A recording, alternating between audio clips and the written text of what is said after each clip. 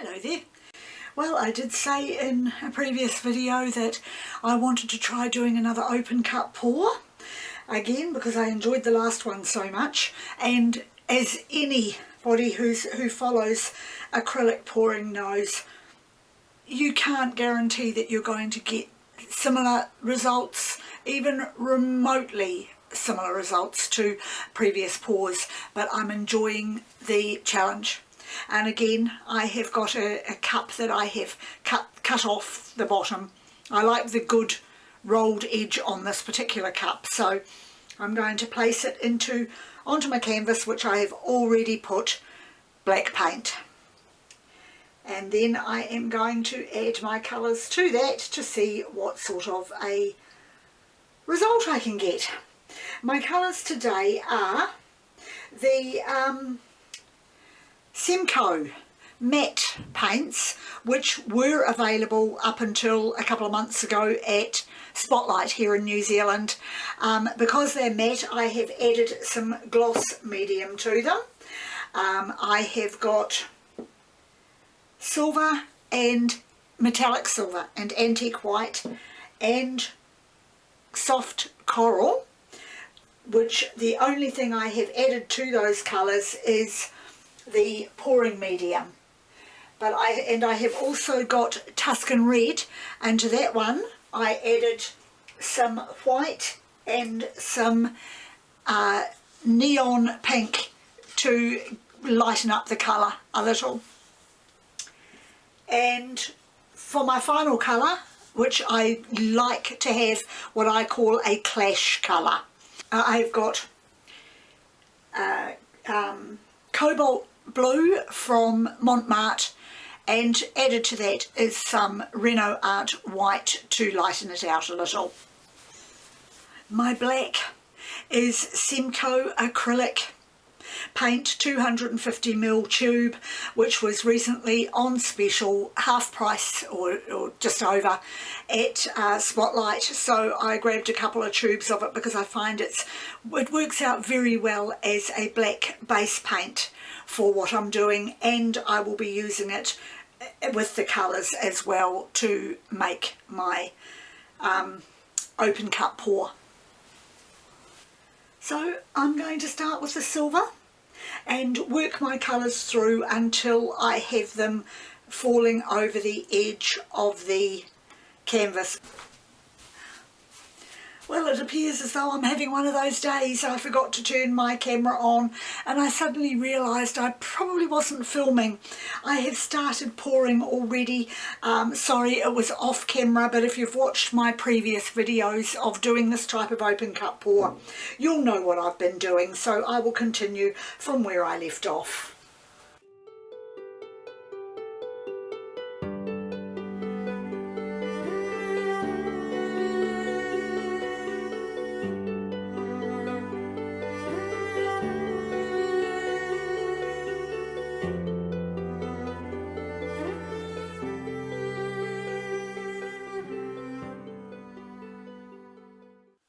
I'm just going to pop a couple of stir sticks under my feet of my painting to give it a slight lean to send the cup back in this direction.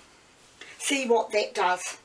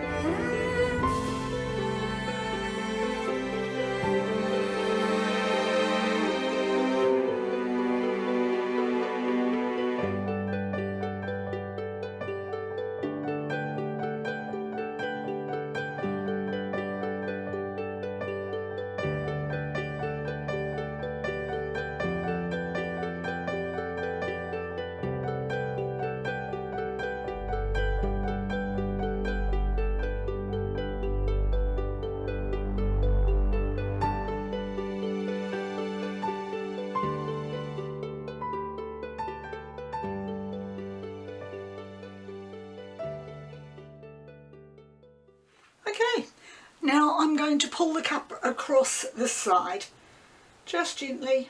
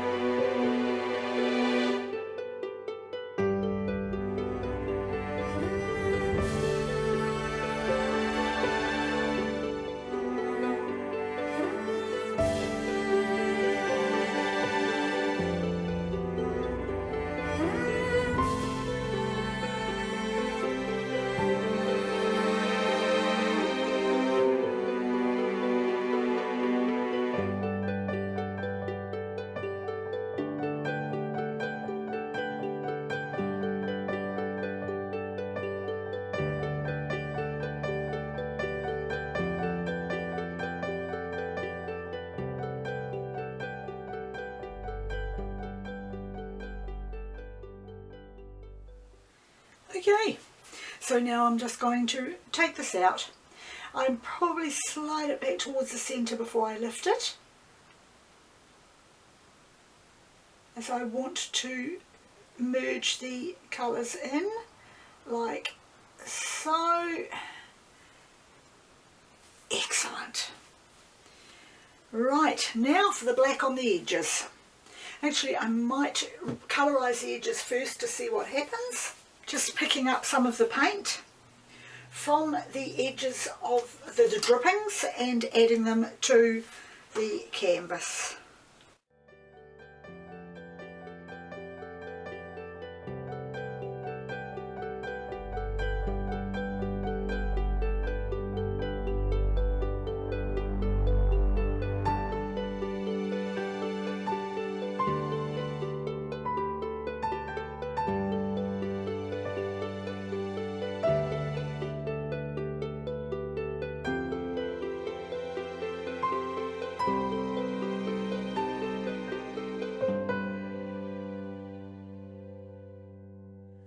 I will definitely add black to the other two corners.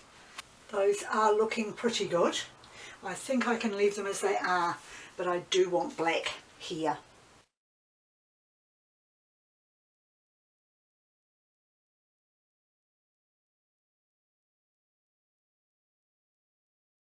As you can see, there's an awful lot of paint on my canvas, a lot of paint on my canvas.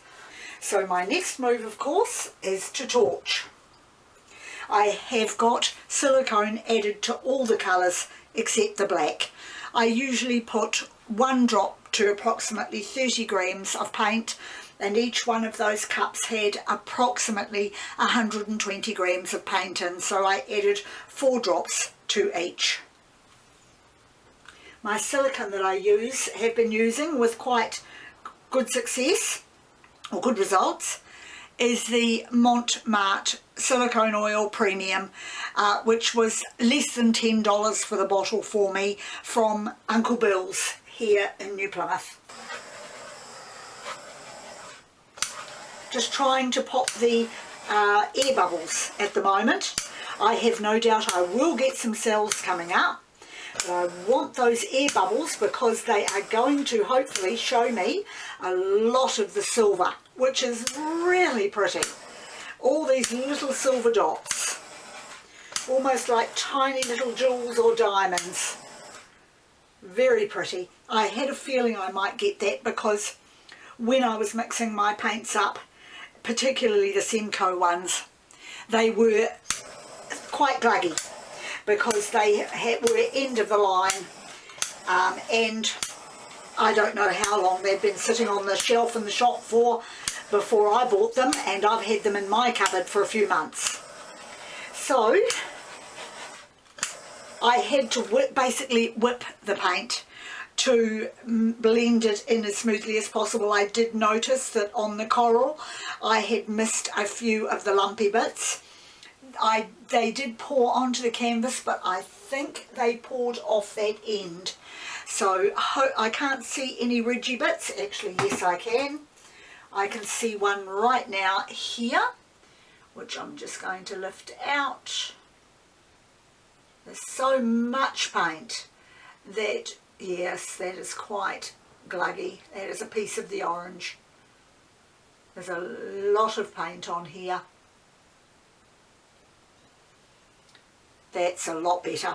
That's flatter. Good. Okay. Well, I ended up having to take a lot of the paint off. There was just too much. The canvas was actually sagging badly in the middle from the weight of the paint. So I tilted it. And this is the final result, which is very, very pretty. I'm not going to do any more than that as I don't want too many cells. But I was just blown away with how pretty that was.